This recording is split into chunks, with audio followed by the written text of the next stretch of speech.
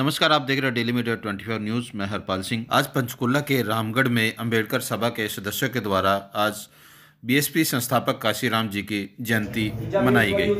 90वीं जयंती के उपलक्ष्य में उनकी मूर्ति पर फूलार्पण करके उनको याद किया गया, उनकी शिक्षाओं को याद किया गया।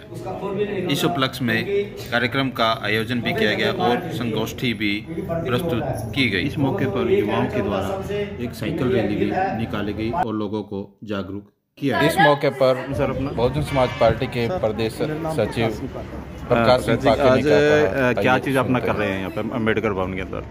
यहाँ पर बहुजन समाज पार्टी जिला पंचकुला की ओर से जी मान्यवर साहब काशीराम जी का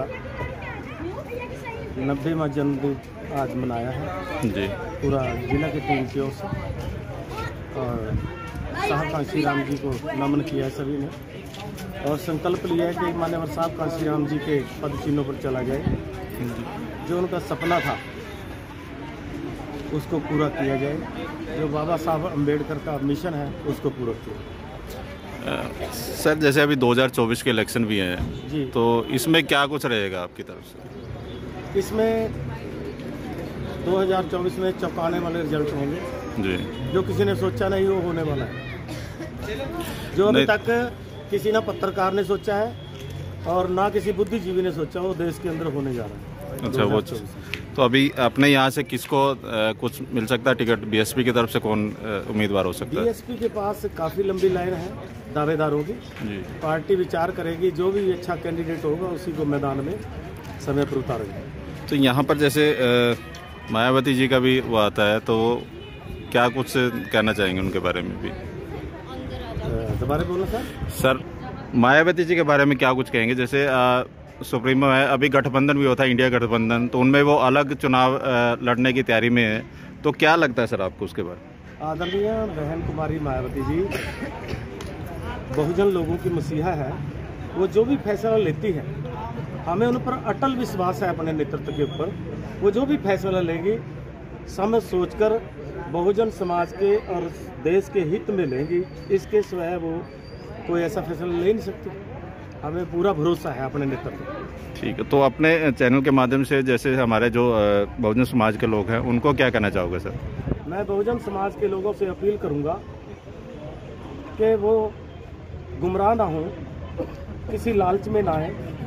2024 का चुनाव है, ये एक जंग की तरह है, हमें हर हाल में ये जंग जीतनी होगी। नहीं सर, जैसे सभी पार्टियों का ये है कि जब इलेक्शन आता है तो वो सब नीची जातों की तरफ भागते हैं, लेकिन उनका ये दावा है कि जहाँ भी वो जाएंगे तो वही जीतते हैं। फिर भी कहने के बाद भी कि हम वोट नहीं देते, लेकिन फिर भी ऐसी ऐसी पार्टियाँ जीत जाती है।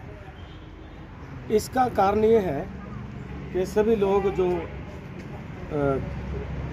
गरीब लोगों के पास, उनको लगता है कि गरीब लोग बिकाऊ हैं जी, कि हम इनको खरीद लेंगे, क्योंकि जो कांग्रेस भारतीय जनता पार्टी है इनके पास अपना वोट नहीं है।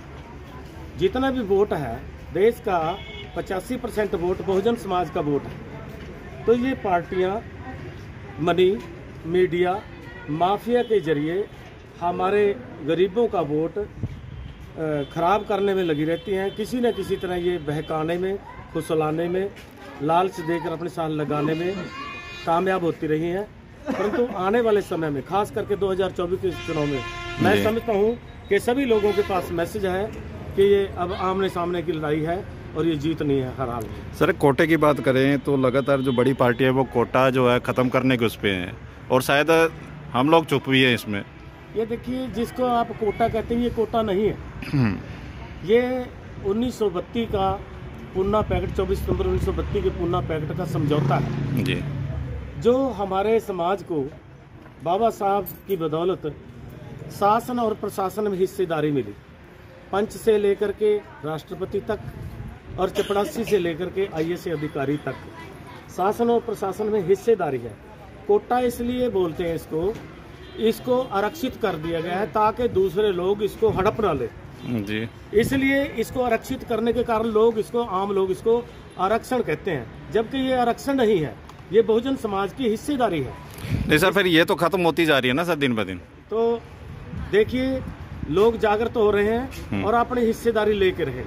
तो मतलब आप लोग कहते हैं कि भाई इसको हम ख़त्म नहीं होने देंगे। बिल्कुल नहीं।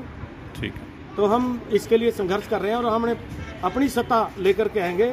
हम आरक्षण लेने वाले नहीं, बल्कि मान्यवर साहब कांसीराम की तर्ज पर आरक्षण देने वाले बनना चाहते हैं। इस देश के शासक बनना चाहते हैं हम लोग। तो अभी जैसे सर 14 अप्रैल को अम्बेडकर बाबा साहब की जयंती भी है, तो उसके समय कोई कार्यक्रम का आयोजन किया जाएगा या? हाँ, बिल्कुल किया जाएगा। बाबा साहब को नमन किया जाएगा, उनको याद किया जाएगा और उनका जो कहा हुआ वचन है उसको समाज में रखा जाएगा। उन्होंने कहा था कि ये जो मेरा कारवां है समाज के लोगों, इसको आपने आगे बढ़ाना है, मंजिल तक पहुंचाना है, मतलब दिल्ली की संसद में कब्जा करना है। और अगर आप इसको आगे भी न जा सके तो इसको पीछे भी न जाने देना। और मान्यवर साहब कांसीराम जी ने कहा है कि भाई ये जो बाबा साहब का कारवां हमें मंजिल पर पहुंचाना है, अगर हम अपने जिंदे जी इसको कारवां को मंजिल तक न पहुंचा सके तो हम अब ये कारवां अपनी आने वाली पीढ़ियों को दे करके जाएंगे, ताकि हमारे जाने के बाद वो इसको पूरा करें। ये महापुरुषों का मिशन है, इसको किसी भी कीमत पर छोड़ना नहीं है। ठीक है, धन्यवाद सर।